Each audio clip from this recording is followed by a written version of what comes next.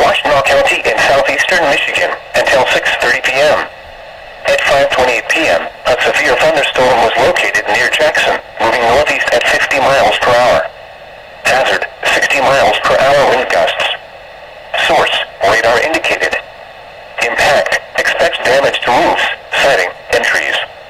This severe thunderstorm will be near Chelsea and Gregory around 5:50 p.m. Pinckney around 5:55 p.m. Hamburg around 6:05 p.m. Brighton and Whitmore Lake around 6:10 p.m. Other locations impacted by the severe thunderstorm include Pittsfield Township, Wilbur, Plainfield, Hudson Mills Metro Park, Island Lake State Recreation Area, Bridgewater, Gully Mills, Pleasant Lake, Martin Hills, and Pinckney State Recreation Area. People attending Howell High School should seek safe shelter immediately. Repeating, a severe thunderstorm warning has been issued until 6:30 p.m. for the following counties.